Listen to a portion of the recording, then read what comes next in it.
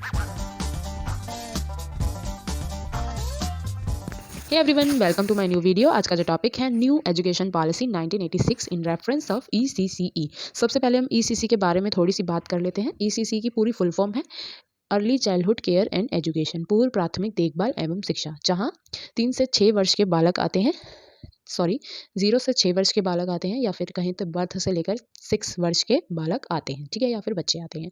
तो ये जो है एक पूरी क्रूशियल पीरियड होता है, ठीक है, जिसमें विकास जो है किया जाना आवश्यक होता है, ठीक है।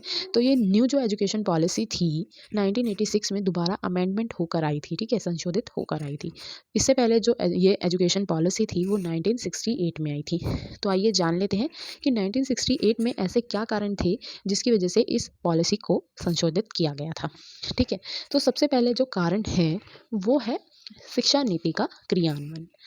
क्योंकि क्या हुआ था, अभी हमारा देश आज़ाद हुआ था, तो इतने पैसे नहीं थे कि इस नीति का जो है उचित रूप से क्रियान्वयन किया जा सके, ठीक है, इसलिए सक्सेसफुल भी नहीं हुई थी ये। सेकंड रीज़न है हमारा आर्थिक सुधार, ठीक है। आर्थिक सुधार में क्या था, इकोनॉमिकल डेवलपमेंट जो था वो भी बहुत अच्छा नहीं था, क्योंकि आप सबको पता ही है 1947 में हमारा देश आज़ाद हुआ था, ठीक है। तो देश आज़ाद होने से पहले क्या होता था, जितने भी हमारे यहाँ इंडिया में व्यापार किए जाते थे तो वो अंग्रेज़ों के माध्यम से ही किए जाते थे, ठीक है। तो अंग्रेज़ जो था, जितने भी पैसा हमारा इंडिया कमाता था वो अपने देश लेके जाते थे, जिससे हमारा इंडिया जो है बहुत ही गरीब था, ठीक है, और लोग भी बहुत अशिक्षित थे और उन्हें पता ही नहीं था कि ये हमारे साथ हो क्या रहा है, ठीक है। तो इसकी वजह से हमारे देश का जो आर्थिक विकास था तब तक इतना नहीं हो पाया था। थर्ड जो रीज़न है वो है व्यक्ति स्तर का विकास। अब व्यक्ति स्तर का जो विकास है वो भी इतना नहीं था, ठीक है, क्योंकि बहुत सारे जो लोग थे, बहुत सारे क्या, आधी से ज़्यादा जनसंख्या जो थी वो बहुत अशिक्षित थी, ठीक है, पढ़ी लिखी नहीं थी, लोगों के पास इतनी जानकारी भी नहीं थी, ठीक है, जिससे वो अपने अधिकारों की मांगे भी रख सके सामने, ठीक है, जिससे जो है विकास में बाधा आती थी। थर्ड रीज़न हो गया हमारा। फोर्थ रीज़न है हमारा शिक्षा का पहुंचना, ठीक है। जो शिक्षा की पहुंच थी, चाहे कोई भी धर्म जाति लिंग से जो आते थे, उसको मद्देनज़र रखकर जो थी ये नीति बनाई थी। पर ऐसे कई क्षेत्र थे जहाँ ये नीति की जो पहुंच थी वो नहीं हो पाई थी, क्योंकि बहुत ही दूर गांव में जाकर जो थे लोग रहते थे, पिछड़े हुए थे, जिनको इनके बारे में नॉलेज भी नहीं थी, और यहाँ तक कि भनक तक नहीं लगी थी कि कुछ ऐसा बना भी है, ठीक है। तो 4 कारण क्या थे, एक था शिक्षा नीति का क्रियान्वयन, सेकंड था आर्थिक सुधार, थर्ड था व्यक्ति स्तर का विकास, और फोर्थ था शिक्षा की पहुंच, ठीक है। तो अब जान लेते हैं कि ये 1986 पॉलिसी क्या है। ये पैराग्राफ बहुत ही, अगर आप लिखना चाहते हैं तो लिख लीजिएगा, वैसे लिखने की आवश्यकता मुझे मेरे ख्याल से तो नहीं है, ठीक है। अब निर्माण कैसे हुआ था, श्री जो राजीव गांधी थे, हमारे जब प्रधानमंत्री बने थे, उन्होंने बनते ही राष्ट्र के नाम अपने संदेश में 5 जनवरी 1985 को एक ऐसी शिक्षा नीति का वचन दिया था, ठीक है। शुरू में ही उन्होंने ऐसी शिक्षा नीति बनाने का वचन दिया, प्रॉमिस किया था, जो राष्ट्र को 21वीं सदी में प्रवेश के लिए वैज्ञानिक तथा आर्थिक दृष्टि से सुधार तैयार करें, ठीक है। तो उन्होंने बोला कि 21वीं सदी में जब हम प्रवेश करेंगे, ठीक है, तो ऐसी शिक्षा हो जो वैज्ञानिक रूप से और आर्थिक दृष्टि से हमें बहुत ही अच्छे ढंग से तैयार करे। उन्होंने कहा कि शिक्षा भी ऐसी हो जो राष्ट्रीय संबंधता और कार्य नैतिकता को बढ़ावा दे, साथ ही साथ हर एक विद्यार्थी को हमारे शानदार स्वतंत्रता संग्राम जितने भी है ना, और राष्ट्रीय एकता में उसके महत्व के विषय में सम्यक रूप से अवगत कराना चाहिए। जो भी राष्ट्रीय एकता है या स्वतंत्रता संग्राम है वो कितना महत्व रखता है हमारे समय का, वो उसको भी जानना ज़रूरी है ना। हमारे स्कूलों और कॉलेजों को भारत के प्राचीन विरासत और संस्कृति के विषय में युवा पीढ़ी को जानकारी देनी चाहिए, तभी हम हिस्ट्री में ये सब पढ़ते हैं, ठीक है। पाठ्यक्रम और पाठ्य पुस्तकें ऐसी हो जो हमारी संबंधित संस्कृति की प्रांतीय और सांप्रदायिक व्याख्यानों का दमन करें, ठीक है। जो पाठ्यक्रम करिकुलम हो या फिर जो भी बुक्स हो वो ऐसी होनी चाहिए जो भी हमारी संबंधित संस्कृति है, प्रांतों की जो संस्कृति है अलग अलग, और समुदाय की जो भी है उनकी जो व्याख्याएं हों वो है उनका दमन हो, ठीक है।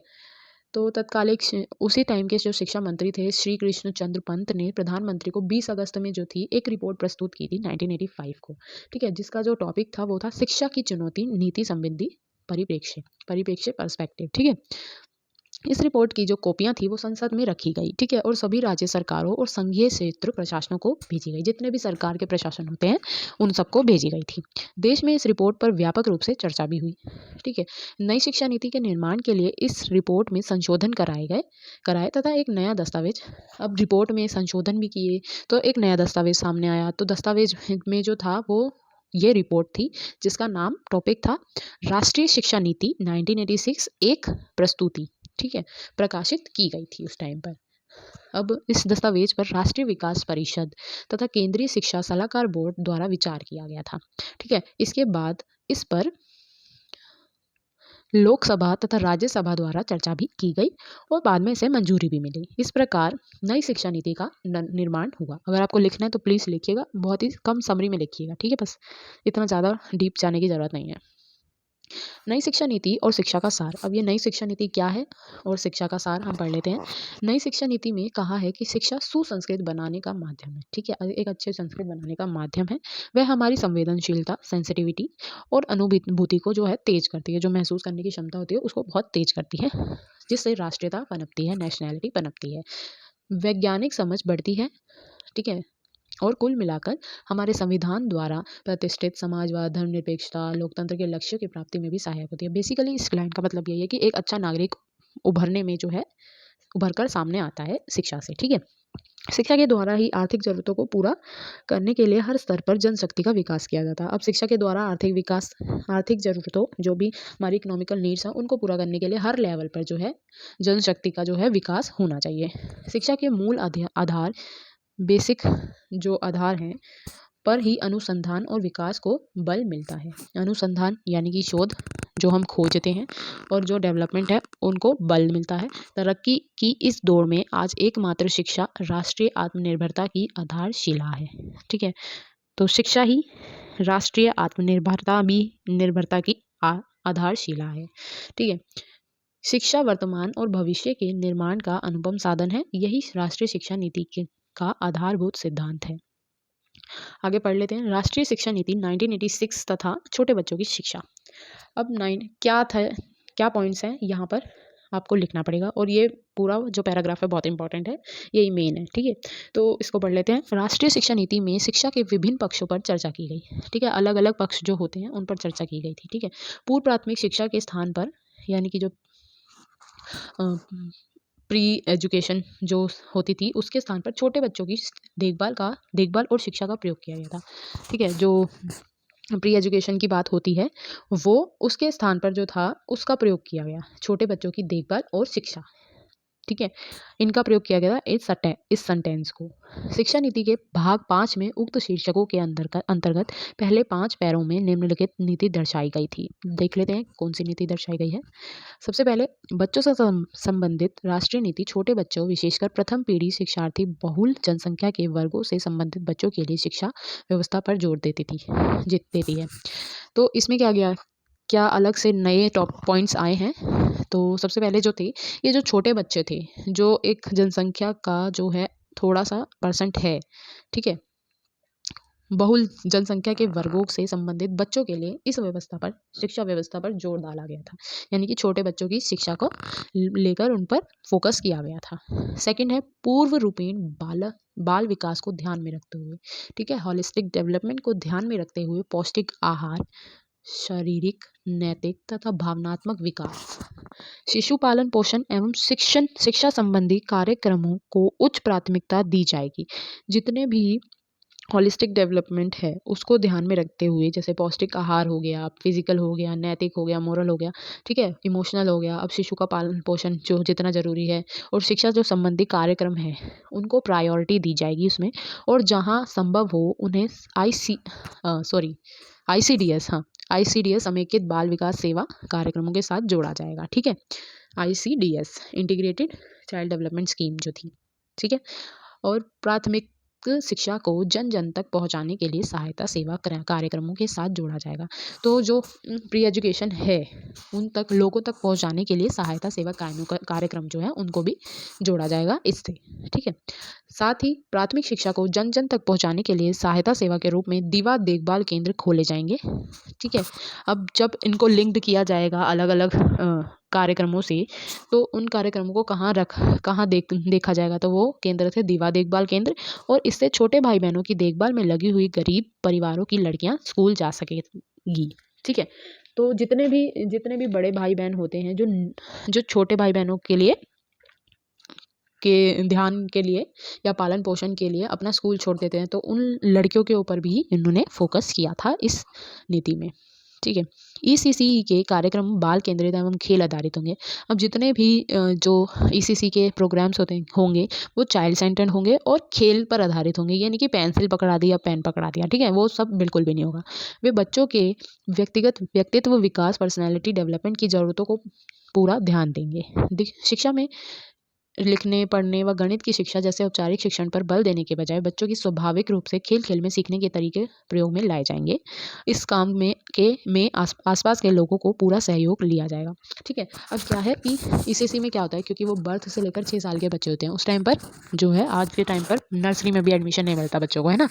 तो क्या जब बच्चों को एजुकेशन दी जाएगी, तो उनके पर्सनैलिटी डेवलपमेंट को ध्यान में रखते हुए उनकी ज़रूरतों को पूरा किया जाएगा, ना कि उनको फॉर्मल एजुकेशन जो स्कूल में होती है, पेन देना, एबीसीडी सिखाना, तो ये बिल्कुल भी नहीं होगी, बल्कि इनको जो है खेल के द्वारा सिखाया जाएगा और बच्चों की ज़रूरतों को ध्यान में रखते हुए सिखाया जाएगा। ठीक है, और जितने भी सारे ये काम किए जाएंगे, वो लोगों को भी इनमें पूरा सहयोग करना पड़ेगा। ठीक है, 4th पॉइंट है हमारे, बच्चों की देखभाल और पूर्व प्राथमिक शिक्षा से जोड़ने की प्रक्रिया शुरू की जाएगी। अब बच्चों की जो देखभाल है और पूर्व प्राथमिक शिक्षा है, इन दोनों को जोड़ने की प्रक्रिया शुरू की जाएगी, ताकि आगे चलकर यह प्राथमिक शिक्षा की संरचना को बनाने और मानव संसाधनों के विकास में सहायक हो सके। संरचना स्ट्रक्चर को बनाने में और जितने भी ह्यूमन रिसोर्सेज हैं उनके डेवलपमेंट में भी वो सहायक हो सके। इस स्तर को बनाए रखने में स्कूल स्वास्थ्य कार्यक्रम को बढ़ावा दिया जाएगा। जितने भी इस लेवल को बनाए रखने के लिए, मेंटेन करने के लिए स्कूल जो स्वास्थ्य कार्यक्रम चलाएगा, उसको भी बढ़ावा दिया जाएगा। अब पूर्व प्राथमिक एवं अथवा प्रारंभिक बाल्यावस्था में देखभाल एवं शिक्षा संबंधी कार्यक्रम। अब ईसीसी के कॉन्टेक्स्ट में क्या दिया गया कि इस समय इस क्षेत्र में सबसे महत्वपूर्ण परियोजना है समेकित बाल विकास सेवाएं, इंटीग्रेटेड चाइल्ड डेवलपमेंट स्कीम। अगर आपने वो वीडियो नहीं देखी तो आई बटन पर क्लिक करें और वो देख सकते हैं। इन सेवाओं में बाल विकास संबंधी निम्नलिखित सेवाएं हैं। अब बाल विकास से संबंधित जो सेवाएं हैं वो पढ़ लेते हैं। प्रसव पूर्व देखभाल, अब डिलीवरी से पहले जो देखभाल होती है वो कार्यक्रम है इसमें। ठीक है, सेवाएं हैं। साथ ही नवजात शिशु की कैसे देखभाल करनी है, दूध पिलाने के दौरान क्या देखभाल होती है, कैसे देखभाल होती है, वो बच्चे को सही बालाहार देने की सही प्रक्रिया, जो भी हम बच्चों को आहार दे रहे हैं, न्यूट्रिशन दे रहे हैं, वो उसको सही कैसे दे पाएंगे, उसका क्या प्रोसेस सही है या नहीं है, अगर आप वो करते हैं तो। ठीक है, 5th रोग प्रतिरोधन, अब इम्यूनिटी बूस्टर जो है और डिसीजेस को कम करना, जैसे वैक्सीनेशन लगवाना, पोलियो की ड्रॉप्स पिलाना, ये सब। ठीक है, बाल देखभाल में माता पिता की शिक्षा कितनी महत्वपूर्ण रखती है वो। 7th है स्कूल पूर्व शिक्षा के माध्यम से प्रारंभिक बाल्यावस्था का विकास, जो स्कूल से जो पहली शिक्षा होती है, फॉर्मल से पहले जो इनफॉर्मल शिक्षा होती है, उसके माध्यम से प्रारंभिक बाल्यावस्था का विकास। और 8th स्वास्थ्य एवं पोषण आहार सहायता, जितनी भी हेल्थ और न्यूट्रिशन रिलेटेड जो सहायता है वो। इस समय ये सेवाएं 0 से 6 वर्ष के कुल बच्चों के 10% को ही प्राप्त है। प्रयास किए जाएंगे कि 2000 ईस्वी तक ये सेवाएं 70% बच्चों तक पहुँचे, और साधनों को ध्यान में रखते हुए आवश्यकता के अनुसार कोई भी मॉड्यूल अपनाया जा सकता है। ठीक है, अब मॉड्यूल क्या था, उसमें एक आंगनवाड़ी था, तो आंगनवाड़ी में 700 से 1000 तक की जनसंख्या के लिए एक आंगनवाड़ी, बिखरे हुए जनसंख्या के क्षेत्र में 300 की आबादी। ठीक है, एक आंगनवाड़ी कार्यकर्ता और एक सहायक आंगनवाड़ी कार्यकर्ता के लिए 3 महीने के प्रारंभिक समेकित प्रशिक्षण जो है ट्रेनिंग दी जाती है। 2 वर्ष में एक बार आंगनवाड़ी कार्यकर्ताओं को पुनर्चार्य प्रशिक्षण दिया जाता है। सहायक एक आंगनवाड़ी वर्कर होती है और एक आंगनवाड़ी टीचर होती है। ठीक है, के लिए अल्पकालीन अनुष्ठान, ठीक है, शॉर्ट टर्म के लिए अनुष्ठान, मोडेस्ट इम्प्रोवाइज्ड, प्रतिदिन लगभग 4 घंटे कार्य करना होता है उन्हें। आंगनवाड़ी कार्यकर्ता और अवैतनिक कार्यों के घंटे के अनुरूप पारिश्रमिक होगा, तो जितना भी वो कार्य कर रहे हैं घंटे में, पर घंटा जो है उन्हें सैलरी मिलेगी। 15 से 20 आंगनवाड़ियों के लिए एक सुपरवाइजर, जनसंख्या पर निर्भर करते हुए। ठीक है, या सुपरवाइजर 15 से 20 भी हो सकते हैं, 20 से कुछ ज़्यादा भी हो सकते हैं। ठीक है, जनसंख्या पर डिपेंड करता है वो। पूरक पोषक आहार की समेकित सेवाएं, स्वास्थ्य से निरीक्षण, रोग प्रशिक्षण, मेडिकल संबंधी समुचित चिकित्सा, स्वास्थ्य केंद्र, ये सब पूरा ध्यान रखेगा सुपरवाइज़र। बाल सुरक्षा में पूर्व स्कूल शिक्षा, माताओं की शिक्षा, ठीक है? बाल सुरक्षा में जो है पहले प्री स्कूल शिक्षा जो है, माताओं की शिक्षा भी होगी। आंगनवाड़ी स्तर पर माताओं और बच्चों को प्रारंभिक स्वास्थ्य सेवाएँ, ठीक है? अवस्थापना सेवाएँ उपलब्ध की जाएँगी। स्वास्थ्य निरीक्षण, योग प्रशिक्षण, आयरन और फॉलिक एसिड, विटामिन ए आपको पता ही है सरकारी स्कूल में मिलती हैं अभी, ठीक है? बधियाकरण, डिलीवरी किटें सप्लाई करना, ठीक है? मतलब कॉन्ट्रासेप्शन जो है किट वो प्रोवाइड करना, और स्वास्थ्य शिक्षा और परिवार नियोजन सलाहकार, स्वास्थ्य शिक्षा जो है फैमिली प्लानिंग सलाह, प्रसवोत्तर और प्रसव पूर्व जो है शिक्षा, डिलीवरी से पहले, डिलीवरी के बाद में जो है सुरक्षा कैसे करी जाए, आम बीमारी के इलाज का उपचार कैसा हो, जोखिमनुमा मामलों को प्रारंभिक स्वास्थ्य केंद्र को भेजना, ठीक है? ये सब आंगनवाड़ी के कार्य होते हैं। यहाँ हमारी वीडियो खत्म होती है। होप आपको पसंद आए। Thank you for watching.